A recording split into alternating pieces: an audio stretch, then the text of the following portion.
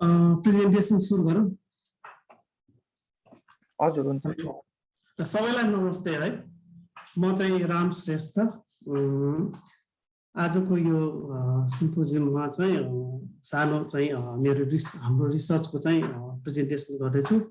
यसमा चाहिँ मैले चाहिँ प्रेजेन्टेसनको टपिक चाहिँ हाम्रो डिजास्टर रिस्क म्यानेजमेन्ट चाहिँ यो इन्स्टिट्युसनल सेक्टर एजुकेसनल सेक्टरमा चाहिँ कम्युनिटीको र अनि स्कुलको चाहिँ रोलको लाई लिएर चाहिँ अध्ययन गरेको छु भने यसमा चाहिँ हाम्रो टिममा चाहिँ म राम श्रेष्ठ चाहिँ अहिले साउथ इस्ट झाउटोनको चाहिँ पिएचडी स्कलर स्टुडेन्ट हो। यो कोभिडको कारणले म नेपालमा अहिले बसिरहेको छु, उता जान पाएको छैन, बोर्डर खुलेको छैन। त्यो बिचमा चाहिँ थापल क्याम्पसमा part time lecturer thesis supervisor बसिरहेको छु भने मेरो आफ्नै फर्म चलाइरहेको छु।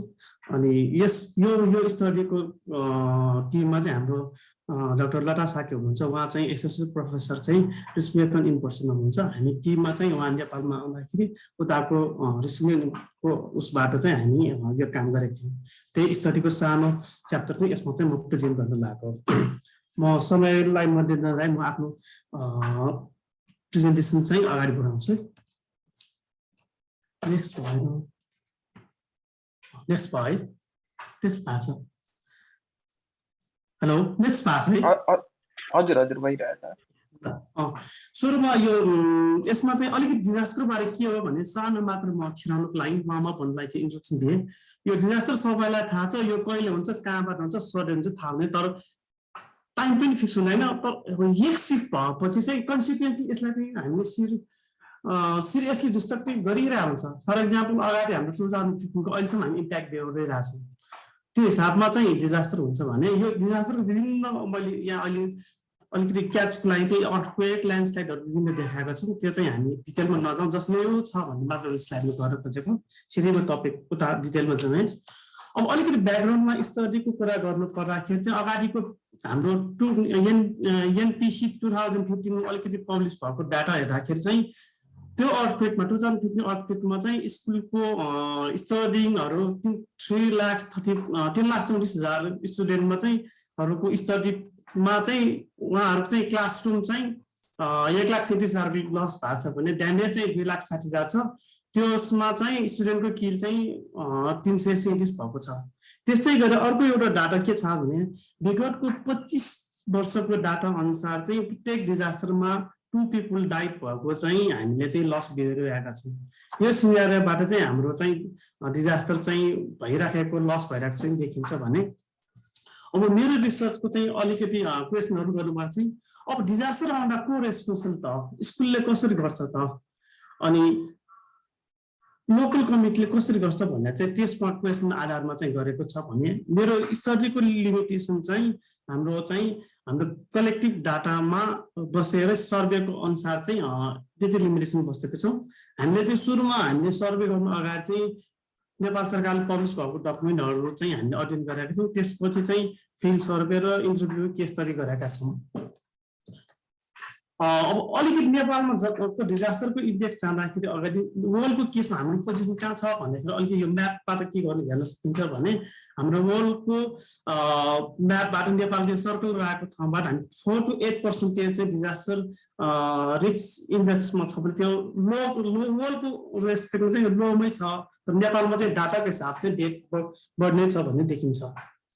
अब अलिकति लिटरेचर रिभ्यूमा हामीले नेपाल सरकारबाट विभिन्न अर्गनाइजेसनमा पब्लिस भएको डकुमेन्टहरू अध्ययन गर्दाखेरि यसलाई अलिकति क्याटेगोरी गरेर हेर्दाखेरि के पायौँ भन्दाखेरि चाहिँ ट्रेनिङ म्यानुअलहरू पब्लिस भएको रहेछ। अनि एजुकेसन कसरी चलाउनु भन्ने क्लस्टरको रूपमा सेक्टर बुकहरू चाहिँ पब्लिस भएको छ। त्यस्तै गरी डिआरआर डिजास्टर रिस्क रिडक्सनको किताब र लास्ट कोभिडको चाहिँ बुक। अनि लेटेस्ट चाहिँ 2072 चाहिँ निक्लेको लेटेस्ट चाहिँ स्कुललाई विशेष मध्यनजर गरेर किताब निस्केको जुन राइट साइडमा चाहिँ 3वटा किताबलाई फोकस गरेर चाहिँ निक्लेको अध्ययनले जनाएको छ भने म यो किताबहरूलाई अलिकति म ब्रिफली चाहिँ डिस्क्राइब गर्न चाहन्छु। यो एउटा किताब 2072 पुसतिर निकालेको किताब हो। यसमा चाहिँ आफ्टर हामीले त वैशाख 12 गते चाहिँ भूकम्प आयो, त्यसपछि लगतै तिनीहरूलाई एड्रेस गरेर चाहिँ एउटा चाहिँ एनुअल त्यो इम्प्रुभमेन्टको जुन त्यसमा चाहिँ किताबमा चाहिँ भूकम्प आउँदा कहाँ कहाँ गरिन्छ के गरिन्छ भनेर चाहिँ यो मानवीय किताब निकालेको छ। यसमा चाहिँ एउटा स्याम्पलको रूपमा चाहिँ यो अर्नीको उच्च माध्यमिक विद्यालय आपतकालीन स्थानान्तरण भन्ने योजनामा बनाएको हामी म्याप देख्न सक्छौँ। यो म्यापमा चाहिँ हामी रेड जोन सबै यो भूकम्प आएपछि यहाँबाट भागेर चाहिँ भेला हुने स्थान भनेर यसरी चाहिँ हामीले नेपाल सरकारकोबाट पब्लिस डकुमेन्टबाट यसरी चाहिँ सजिलोको लागि फर्दर डिजास्टर हुँदाखेरि चाहिँ यसरी गरिन्छ भन्ने यसबाट चाहिँ देखिन्छ भने अब ब्रिफली अर्को किताबमा जाँदाखेरि यो guidelines for developing types design for school building भन्ने किताबमा चाहिँ यो किताबको पब्लिस चाहिँ 3टा अर्गनाइजेसन नेपाल सरकार, एडीबी अनि जाइका मिलेर गरेको थियो। यसमा चाहिँ यो पब्लिस चाहिँ 2016 भयो, त्यसको लागि 2073 भयो। अगाडिकै भएका कुराहरू सबैलाई क्याटेगोरी गरेर कुनै पनि स्कुल बिल्डिङ डिजाइन गर्दाखेरि यी 9वटा पोइन्टहरू चाहिँ आइडेन्टिफाइड गरेर चाहिँ गर्दा चाहिँ बेटर हुन्छ भनेर यो बुकमा चाहिँ डिटेल रूपमा चाहिँ भनिएको छ। यसभित्र चाहिँ जाँदाखेरि हामी के पायौँ भन्दाखेरि यो स्कुलको क्लासरुमको डिजाइनहरू हामी यस स्लाइडमा देखिन्छ। क्लासरुमको साइजहरू, नम्बर अफ यसलाई गाइडलाइन दिएको छ। त्यसै गरी आर्किटेक्चरल स्पेसहरू चाहिँ क्लासरुमको साइज, ल्याबोरेटरी, स्कुलको एडमिसन सबैलाई साइजहरू चाहिँ उसले गाइडलाइन दिएको छ। अनि त्यसै गरी चाहिँ डिजास्टर रेसिलियन्टको अर्थक्वेक लाइन एड्रेसहरू सबै डिटेल रूपमा साइट सेलेक्सनदेखि लिएर रिभरको साइट अगाडि कस्तो बिल्डिङ बनाउनु पर्छ, कहाँनिर भन्नुपर्छ यसमा राखेको छ भने। अर्को कुरो चाहिँ एउटा बिल्डिङ स्कुल बिल्डिङमा जगदेखि कोसीसम्म भनौँ फाउन्डेसनबाट स्टेयरकेससम्म चाहिँ डिटेल के इलिमेन्ट युज के मटेरियल युज गर्ने भनेर चाहिँ राखेको छ भने स्ट्रक्चरको कन्टेक्स्टमा यो विषयलाई एड्रेस गरेर पुरा गरेको छ। अनि साइट सेलेक्सन चाहिँ एउटा लोकेसन बेस हिसाबमा चाहिँ गाइडलाइन दिएको छ। यो भयो सेकेन्ड किताबको। अनि यही किताबभित्र चाहिँ हाम्रो प्रोटोटाइप रूपमा चाहिँ प्री प्राइमरी स्कुलको एउटा डिजाइन दिएको छ। बिचमा जस्तै यहाँ हामी ड्रइङमा देख्छौँ प्लेग्राउन्ड मेन एरियालाई मानेर साइडमा चाहिँ किचन गार्डन स्टोर र लेफ्ट साइडमा चाहिँ पार्किङ र बाइक टोयलेट छ भने उता दिनबाट छ। अनि पछाडि क्लासरुम र त्योभन्दा पछाडि चाहिँ एसेसरिजहरू एक्स्ट्रा एक्टिभिटिजहरूको चाहिँ म्युजिक एन्ड ड्रइङ क्लासरुम राखेको छ भने एउटा साइडमा चाहिँ हेडमास्टर रुम र लाइब्रेरी चाहिँ राखेको छ।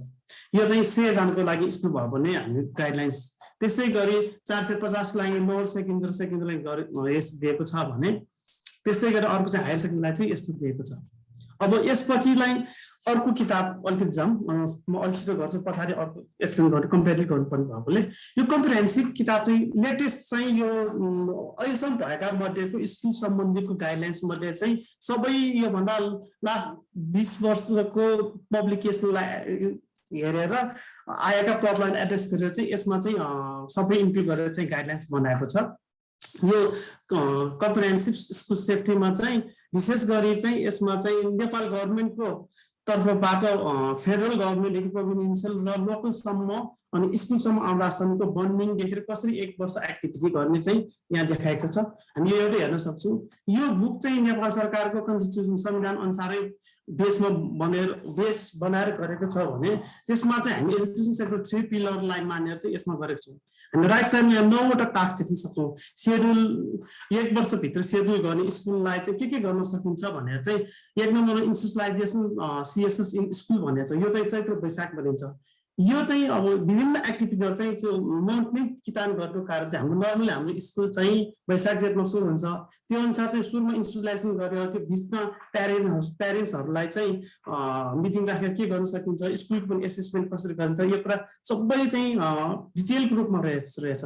अनि यसलाई चाहिँ इम्प्लिमेन्टेसनलाई चाहिँ अब गभर्मेन्टको सेक्टरबाट 3टा विभिन्न सेक्टरबाट चाहिँ यही अगाडिको एक्टिभिटिजलाई एड्रेस गर्न चाहिँ नेपाल सरकारले विभिन्न सेक्टरबाट सपोर्ट गर्ने, जस्तो प्रोभिन्सियलबाट चाहिँ फन्ड सेट गर्ने, स्टेक होल्डरबाट चाहिँ विभिन्न किसिमको चाहिँ ब्रान्च बनाएर चाहिँ त्यहाँ लोकलसम्म पुर्याउने हिसाबमा चाहिँ गरेको छ भने अर्को साइड चाहिँ यही सीएससी प्रमोट गर्नको लागि चाहिँ एनजिओ र विभिन्न अर्गनाइजेसन थ्रुबाट गर्न सकिन्छ हिसाबमा चाहिँ सिक्वेन्स बनाएको छ।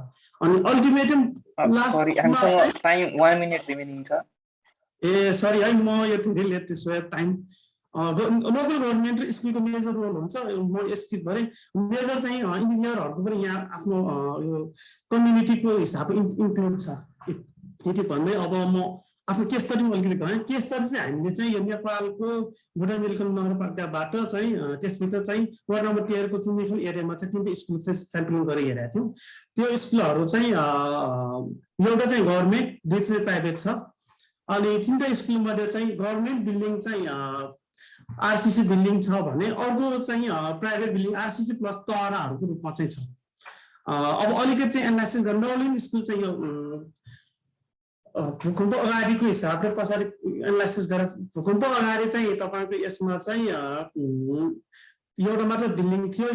भूकम्पमा क्र्याक आएपछि नेपाल सरकारले रेड कार्ड दिएको थियो। त्यसपछि उनीहरूको पछि चाहिँ नेपाल सरकारको इनिसिएसनबाट 4 रोप्ने जग्गा अर्को नयाँ बिल्डिङ चाहिँ बनाएको छ। अनि कोभिडको पिरियडमा उहाँहरू चाहिँ आइसोलेसन युज गर्ने कुरा चाहिँ थियो, तर उहाँहरूले चाहिँ कुरा मात्र भयो तर युजमा आएन। फर्दर चाहिँ प्लान छ भने कम्युनिटीले युज गर्न चाहन्छ गर्न सक्ने भन्ने चाहिँ छ। त्यसै गरी शिशु मिलन र मैले चाहिँ अलिक सर्टकट गरेँ। शिशु मिलन गयो प्राइभेटहरूको लागि शिशु मिलनको मात्र बोले। प्राइभेट स्कुल चाहिँ कस्तो हुँदैन, प्राइभेट बिल्डिङ हायर रेन्ट गरेर लिएको भएको चाहिँ नेपाल सरकारको मापदण्ड अनुसार खासै छैन। उनीहरूले चाहिँ बिल्डिङको हकमा चाहिँ त्यति राम्रो चाहिँ बनाएको छैन, तर उनीहरू पेमेन्ट लिएर युनिफर्म बनाएको स्कुल सिस्टमेटिक चाहिँ देखिन्छ, तर इन्फ्रास्ट्रक्चर हिसाबले त्यति चाहिँ राम्रो चाहिँ देखिएन यसलाई है। अब म अलिकति चाहिँ कम्पेरिजन चार्ट बनाएको चाहिँ यसमा 3 स्कुलको यो बेसिक इन्फर्मेसन फर्स्टमा चाहिँ साइडमा चाहिँ नौलिन स्कुलको चाहिँ 2 साइड छ, शिशु मिलनको 1 साइड र पिक पोइन्टको चाहिँ 3 साइड छ। त्यसै गरी स्टुडेन्टको हकमा चाहिँ यो नौलिनमा 475 र शिशु मिलनको 400 अनि पिक पोइन्टको 1000 छ। अनि बिल्डिङको टाइप हेर्दाखेरि चाहिँ नेपाल सरकारको बिल्डिङ चाहिँ आरसीसी बिल्डिङ, अरू प्राइभेट चाहिँ आरसीसी प्लस तर भएको चाहिँ अलिकति भनरेबल देखिन्छ। त्यसै गरी अर्को इन्डिकेटर स्कुल इमर्जेन्सीको हकमा चाहिँ नेपाल सरकारले त्यो स्कुलहरूलाई चाहिँ इमर्जेन्सीको हिसाबमा चाहिँ भोलिपर्सि युज गर्ने हिसाबले गभर्मेन्ट बिल्डिङमा चाहिँ बजाएको चाहिँ उनीहरूले चाहिँ स्पेस पनि छ, तर प्रपोज रूपमा ड्रइङ गरेको चाहिँ छैन। तर आफ्नो इन्टरभ्यूबाट दौरानमा चाहिँ उनीहरू चाहिँ लोकल कमिटीले चाहेको युज गर्न सकिन्छ भने चाहिँ 3वटा स्कुलहरूले चाहिँ भनेको छ। त्यस्तै गरी अर्को चाहिँ क्यापेसिटी एन्ड स्कुलको केसमा गर्ने हो भने चाहिँ खास स्कुलहरूमा चाहिँ स्टक पाइल चाहिँ छैन रहेछ। उनीहरू चाहिँ राख्नुपर्ने चाहिँ भन्छ इन्टरभ्यूमा, तर नेपाल सरकारको चाहिँ यहाँ ग्याप चाहिँ देखिन्छ यतातिर चाहिँ। अनि यसरी चाहिँ कम्पेरिटिभ अस्तर गरेर कन्क्लुजनमा के पाएँ भन्दाखेरि म एकैचोटि कन्क्लुड गरेँ, अलिक बढी एक्सन गर्न पाएन समयको अभावमा। अब के पाएँ भन्दाखेरि चाहिँ नेपाल सरकारले चाहिँ सबै कुरा चाहिँ यसो डिजास्टर हुनु अगाडि र पछाडि सिक्वेन्सियल डकुमेन्ट पब्लिस गरिरहेछ, जुन लोकलसम्म पुग्नलाई टाइम चाहिँ लाग्ने रहेछ। त्यसबाट के पाएँ भन्दाखेरि राम्रो डकुमेन्ट भन्दा पनि इन्फर्मेसन नपुग्दाखेरि चाहिँ फर्दर केही डिजास्टर आयो भने अलिकति क्रास हुने सम्भावना देखिन्छ। त्यही भएर हामी के रेकमेन्डेसन दिन्छौँ भन्दाखेरि चाहिँ यसबाट अध्ययनमा अब सकेसम्म नेपाल सरकारले जसबाट पाएको डकुमेन्टलाई सकेसम्म लोकलसम्म छिटो पुर्याउन चाहिँ सपोर्टिङ प्रोग्रामहरू चाहिँ गर्नुपर्छ भन्ने चाहिँ कन्क्लुजन देखेछ। हस् त यति मात्र भन्ने म कन्क्लुड गरेँ। धन्यवाद। समयको अभावमा